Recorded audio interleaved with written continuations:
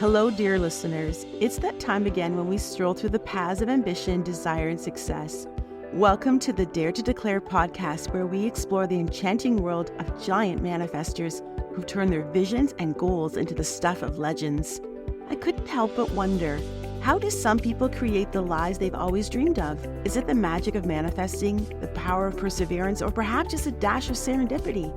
Well, dear friends, grab your coffee cups because we're about to spill the tea on fascinating journeys of those who dare to dream big and make it happen. Join me as we sip on success stories and ponder the ever-enticing question, can we all manifest our dreams into reality, or is it just an urban fairy tale? I'm your host, Debbie Sluice, and I'm here to guide you through the labyrinth of achievement with heart and soul. Ready to dare to declare? Let's get started. Welcome, everyone. I am so excited to introduce this amazing woman, Dr. Kimberly Olson. She is a self-made millionaire, multimillionaire, and creator of the Gold Digger Girl Company, where she serves female entrepreneurs by teaching them simple systems and online strategies in sales and marketing. Most recently, she received the honor of being chosen as the top business innovative of the year by the International Association of Top Professionals. Kimberly has been featured on the cover of Success Pictures magazine as a self-made social media mogul, as well as top 10 most ambitious women in business to follow. She's a TEDx speaker, and her recent speech was listed as one of the top 10 TEDx talks that you don't want to miss. She's the founder of a not-for-profit Elephant Sisters and has 2 PhDs in natural health and holistic nutrition. She's the author of 7 books, including several #1 international bestsellers, and has top 25 rated podcasts in marketing with over 700,000 downloads, and has reached the top 0.5% globally in network marketing. Most recently, she has shared the stage with Rachel Hollis, John Maxwell, Kathleen Cameron, and Jessica Higgin. She's a busy mom of 2. She lives in Austin, Texas with her hubby, Scott. Her favorite thing about being a mompreneur is being able to take care of her family while building an empire. And of course, she loves teaching others how to follow their dreams, crush their goals, and create the life they've always wanted. Welcome, Kimberly. Thank you for having me. So I want to start. This is an amazing bio. I mean, it's just touch point. Like, entrepreneur, international entrepreneur of the year, TED Talk, business. Tell me something about yourself that you rarely share, or that maybe you haven't shared before, that you think that would be really awesome for this audience to hear. Yeah, for sure. So I've always been achievement oriented. I got really good grades in school. I knew that I was going to have to pay for college myself. So I was really motivated to be able to get scholarships and things like that, and went on to just be really identified by my achievements. And it wasn't until I started getting into network marketing, online marketing, the personal development really comes into play. And you know this because you're an entrepreneur and you had success in corporate as well. The ability to have success is going to be based on how you develop yourself. And so I had struggled with alcohol abuse for over a decade, and it was my dirty little secret. I was fit Kim, I was working out, running marathons, doing all the things, but woke up every morning completely hungover. And it wasn't until I was able to work on myself and overcome that addiction, and I enlisted professional support, that I started to see the vision that God had for my life. I wasn't able to see it. I didn't see myself as worthy or valuable, or how could I make a difference in this world if I couldn't even get a grip on my own life, And I share that because I think that when we see people who are successful on social media and we're scrolling through Instagram, you never know the story behind that person. You never know what they went through. But I will tell you this, because I know how successful you are as well. There's so much hard work that goes into the brands and the companies and the businesses that you see, but also the most important work is going to be the inside work. And that's what I love about this whole mission of what you're doing, but also the work that you do, is that you're connecting people to be able to tap into the vision, to give people permission to dream and give people permission to say, I want that. But in order for us to get those things, it really does come back to how we see ourselves. And so I would encourage you just to work on yourself first and start with yourself, because when you start to see yourself as unstoppable, to see yourself as a powerhouse. Like I know I can accomplish anything that I want to because of the work I've done on myself. When, 6 years ago, it was the opposite of that. So I don't know if that's what you were looking for, but it just kind of came to me. No, thank you for sharing that. My next question, so maybe you've answered it already, was what was the catalyst for you to reinvent yourself? Because there's earlier photos of you and you're like cute Texan, like in your cut off shorts, A little hat. And then there's like glam girl, hanging out the tub with her millions and, wearing lace dresses and, sitting in beautiful spots. So was it that or what was the catalyst for you to reinvent yourself to really truly manifest this new version of you? Well, I think that there's this first layer, this first thing that happens, like I did with with the alcohol. And it was just one of those where I could see the network marketing could allow me to quit my job and be, I was the first mom to get to daycare every morning. I mean, the doors open. I was putting my babies, through the door, handing them off, running off to work. And then I was calling, can you stay open a little bit longer? I'm on my way. And so I saw that that could be the ticket to freedom, right? And when I started seeing I was self sabotaging and procrastinating, I was like, okay, I got to figure this out. So I did that. Then I think, and this also happens, I think, when people get married or they do finish that marathon, it's like this, now what? Is that it? Right. And so what I realized in just the work that I've done on myself, and this is what you teach, is that I get to define the next level. I know there's more for me. And so what does that mean? Well, that means I need to become stronger in my mindset. But I was able to get an outward vision of what that could look like for me. What was the next level version of Kimberly Olson? And I was like, well, it would be, I would hold myself differently. I would be even more confident. I would walk into a room and command that I am here and not, oh, look at me, I'm an Instagram person. No, I am here and I'm taking up space and I have something valuable to contribute. And so do you. So it was just this like kind of up leveling. And so what I did is I had the visuals of it in my mind and I focused on that and I said, okay, well, I need the photo shoot to match it. I need to start when I go to events, I'm going to be dressing as that version of Kimberly. And it felt kind of like pretend at first, it really did. And then the next time was a little more comfortable to the point now where I'm like, of course I'm on brand. I'm always on brand. You find me at the grocery store, I'm wearing pink. So it's been really fun because you start to see that life is a game. It can be fun. And it's not, we don't cross the finish line. We're constantly evolving. Oh, thank you for that. This is why when I met you right away, I was like, oh, soul sister. Like people will say, I meet you in the grocery store and you're on brand. And I'm like, but it's not fake. It's like who I am. So, and I see that Yeah. about you as well. And I think it's a really fun story about when I first had a call with you last year. I said, oh, I think I have you on my vision board. And I showed you a photo of a woman who is could be your sister, like just looks so much like you, and on her desk, and it's actually over your shoulder there on right Right there. Mhm. is that exact vase. It's like on my image on my vision board, and I'm like, I have manifested you into my life for sure, for sure. Yes, I love Love it. that. So thinking about, let's just talk a little bit about the network marketing. Some people, it's kind of like McDonald's. People love to hate it, but Oh, it's like, absolutely. yeah.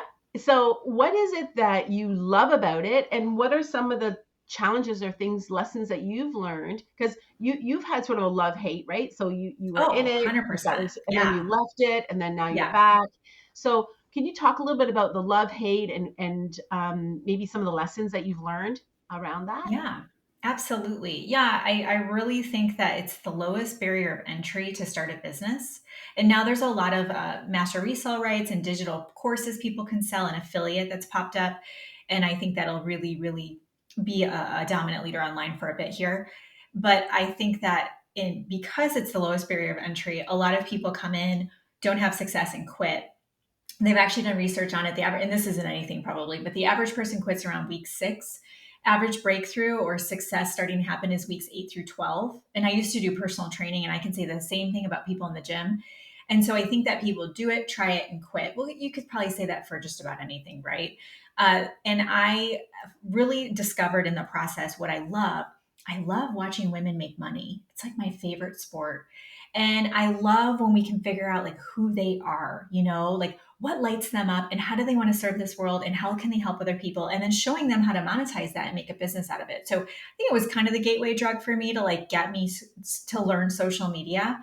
And once I did that, it just became very natural for me, and people would just enroll. And I didn't go around messaging people and stuff like that. And quickly launched Gold Digger Girl and started coaching. People were asking me, "Will you show me what you're doing?" And I was like, I just did this. That's all I did. There's not much magic here." And they're like, "Yeah, you're doing something that we're not doing or being taught. So could you please teach us?" So kind of came out of people asking. And then since then, I've literally gotten into pretty much everything. I have retreats, I have membership clubs, I have courses. I'm a huge affiliate marketer. I love promoting other people's offers. You and I have done partnerships together. I just love anything with serving and teaching others how to do this. So with network marketing or really anything, if you find yourself resisting something somebody's doing, ask yourself why. Because often it's a mirror. Maybe they're getting out there and they're doing their little reel, and you're like, but that's ridiculous. But really, you won't go and do the real, you know what I mean? So we want to just cheer everybody on. I think that collaboration is the new competition. And I think that we can all win. It's really an abundant universe. Mm. Collaboration's a new competition. Yeah. Love that. Tell me a little bit more Mhm. about that. I'm curious. So I noticed in network marketing that there's a lot of mean girling happening, and I was bullied, a little bit as a kid. So I just and when people are left out, I don't know what it is. I can't handle it. So I would have people come to me to say that they were leaving network marketing completely because they wanted to move to a different company, and their uplines would come at them and all the things. And I was forced to resign from like two different companies. So I personally had experienced kind of this culture. And so I started something called hashtag Elephant Sisters because I'd read this beautiful story about elephants. When a female elephant gives birth, all the other elephant mamas circle around her. I mean, you are not getting in. So she can, in her most vulnerable moment, be protected as she gives birth. And then when she gives birth, they like stomp and celebrate and try. And it's just so beautiful. And I thought, why aren't we like that? Like, what? And so I started something called hashtag Elephant Sisters in 2019, and we all did it, and we still do. So we're celebrating each other. I'm really big on doing shout outs on my wall of other people having success.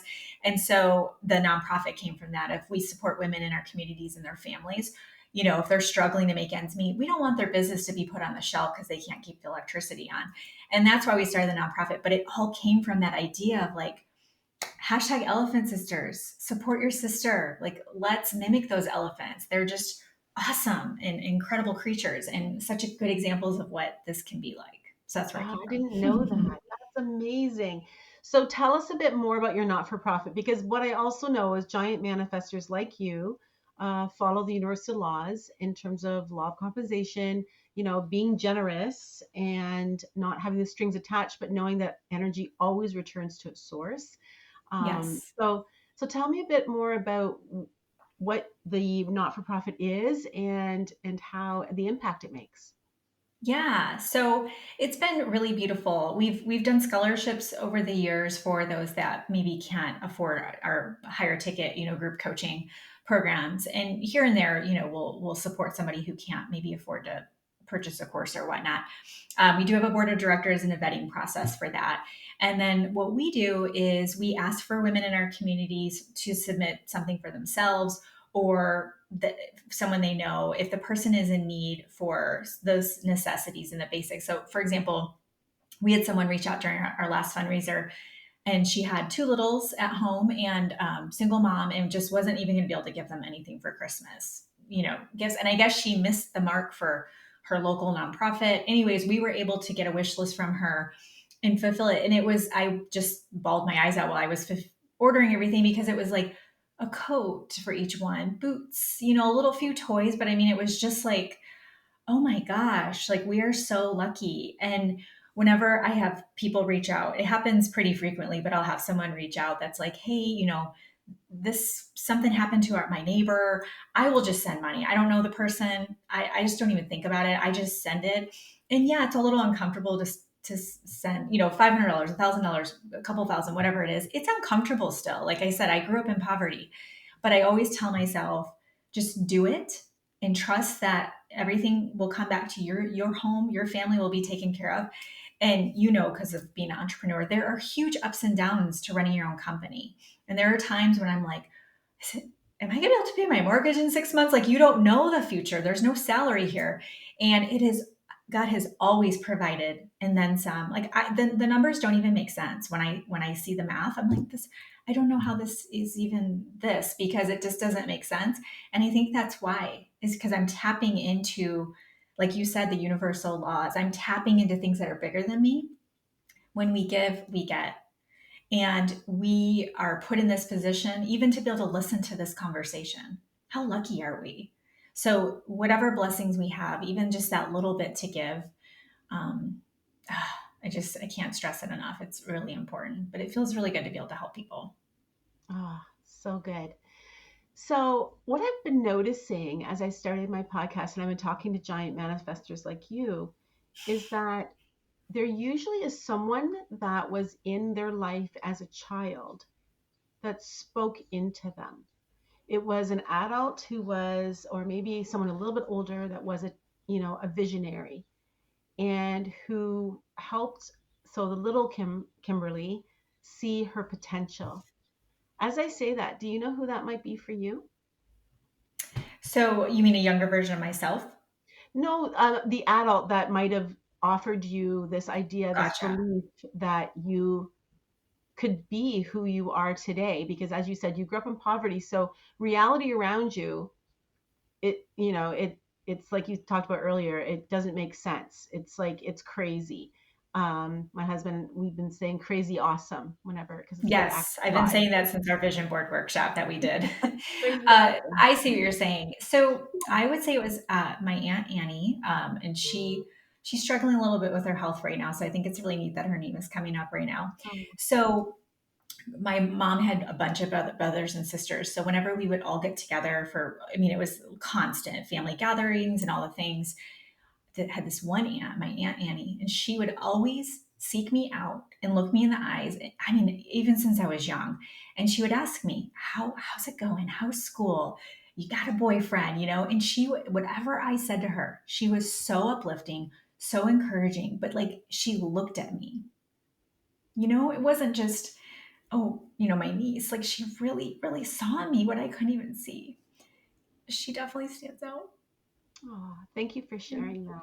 Yeah. Thank you for Setting up a little asking. prayer for her health and that she Yeah. may, yeah, get stronger. Thank you. So, well, we're just rolling from one question here to the next that I've got some notes here. How does your faith fit into your business? So God is He's my CEO. He's my business partner. I make all my decisions based off of what He tells me. I've literally been on a call with my leadership team, and he'll say something to me. I'm like, oh, hold up.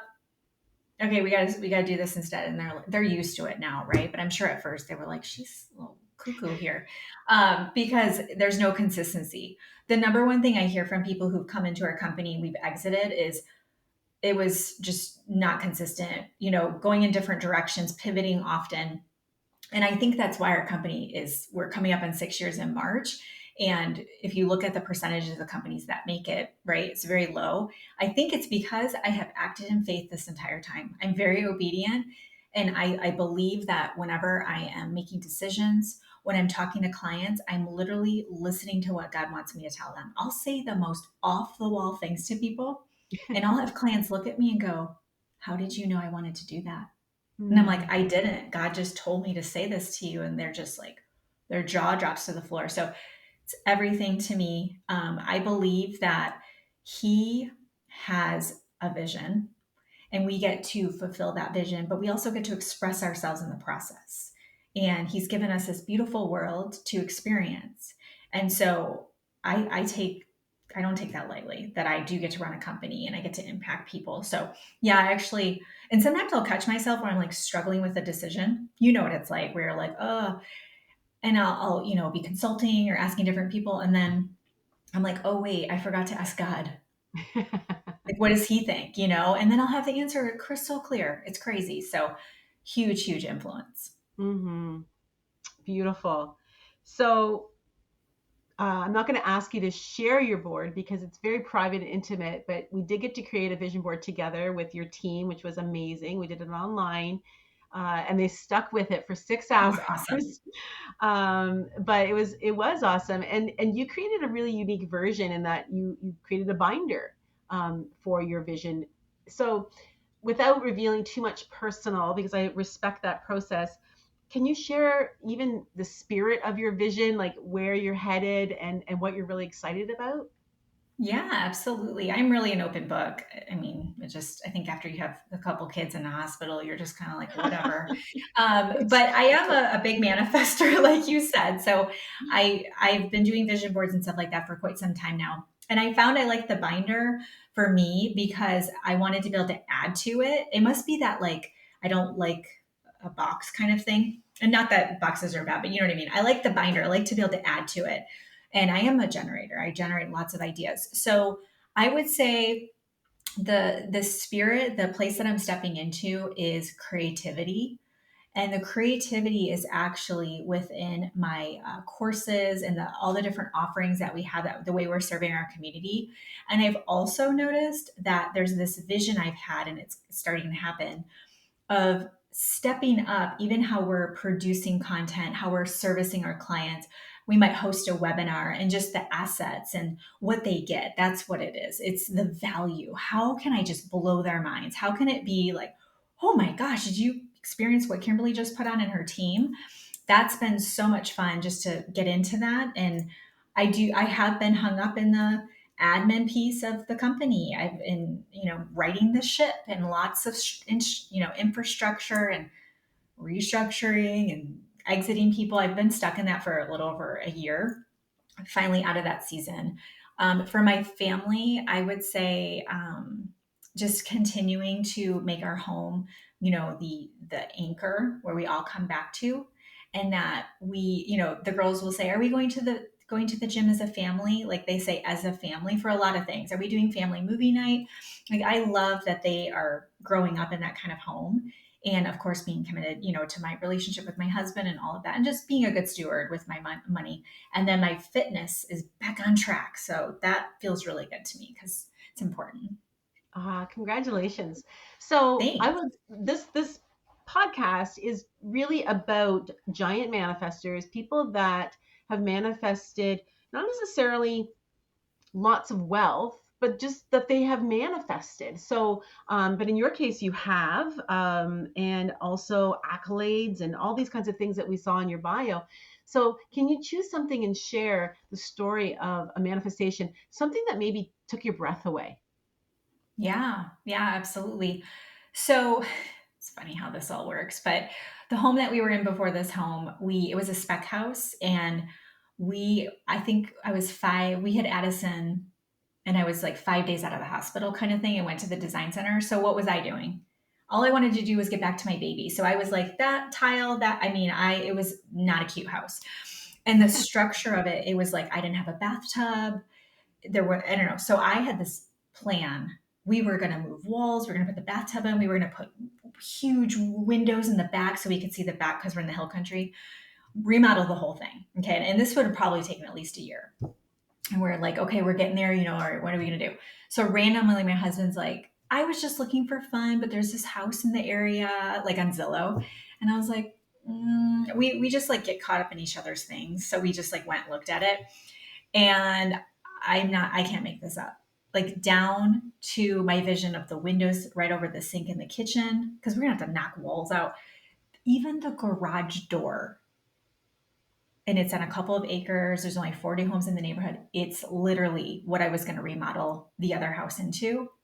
And they ended up leaving like all this furniture and this gorgeous decor. So we ended up moving in. We put an offer in that day, no contingency. So I had 3 mortgages for like a couple days, almost threw up. And I knew it would all work out. I was like, I don't have to worry about any of this. Like this is manifesting, it's happening. And so we moved in. We sold our other house in 6 days, like the whole thing. It was awesome. So Wow. yeah, I just still to this day I walk around and I'm like, I can't even believe this, but I can. Yeah. you know? Yeah. Yeah. Yeah. And it's, and as a Christian, we get to, give the credit, the glory to the one who controls the Yes. manifestation, who controls the universal laws. But Yes. we have a responsibility to act within them, which is what you did. You got really clear. And it's interesting, though, that you thought it was going to be renovation. So you got clear on your choices this time instead of Oh, just all of picking it. I had the haphazardly. whole thing figured out. Yeah. But the way that it comes is often not the way that it was sent out. So, I'm a bit of a control. Well, up till yesterday, I was a bit of a control freak. Let's just say that. I don't want to speak into that, but and I also like to and default to controlling my manifestations. And isn't it marvelous when God just provides us with what's bigger and better? Yes. It's always beyond our wildest dreams. And when we let go and just trust, it comes in so fast. It's wild. Hmm. So imagine trying to live in a house that's being renovated. I don't know if you would have moved out, but We would I have had to had do it to. for a little We bit, would and have, it was yeah. like, yeah, so No. challenging. So if you think about, you continue, like you're so well educated. You have, did I read two PhDs? Yes, amazing, Yes, it's natural health and holistic nutrition. They were so similar. I was just like, let's just get it done. amazing. So I imagine that you are a woman that continues to read and study. So I'm curious, what are you studying right now? What's catching your mind and your fancy? Yeah. And the second part of that is, um, who's your mentor? I'm curious. Yeah. I've been obsessed with Dr. Joe Dispenza. I know. People are like, how did you not? I'm like, I knew of him, but not like this. So I've been going through his courses, I've been doing his meditations. I'm so fascinated by science, as you can tell with the PhDs. I love knowledge, but it's so cool. It's so cool how we can change. Even the gene expression he talks about, I was like, this makes so much sense. So that's been so much fun. So I recommend his a Superhuman or something. I don't know. I don't know. His books are great, courses, all the things. And then as far as a mentor, I have several mentors. Right now, I have been working with a woman named Jenny Potter. I've been working with her for about a year. She does work on emotional release and releasing blocks and all the things, but I will frequently go to her to say, hey, I'm struggling with this, and she'll help me identify is it the right fit for me? So a lot of decision making, but also people. I have had a couple of instances where someone was kind of latched onto me, like a negative, dark, and that's can be easy if you're light and you're like, just open. It can be easy for people to want to take a ride. And so working with her, realizing I've repeated that pattern a couple of times with people, making that tough decision to exit relationships has changed my life. It really has. And I feel like I'm learning enough now where I can kind of see it a little bit better. But it's been really powerful. So yeah, I've been working with her. Oh, amazing. It just, everyone that I speak to is so coachable. And I think there's a misnomer of people that have done really well, who are very wealthy, that you kind of have it. You don't need to study anymore. You don't need to be mentored. You don't, I mean, but those lessons just continue to be refined, don't they? Like you're like, Yes. oh, there is that little one again who's running the Yes. show, or yeah. I will always be in a training or being coached until I'm not here. Like I always will be. Yeah. So that leads me into the final questions is what's next for 2024?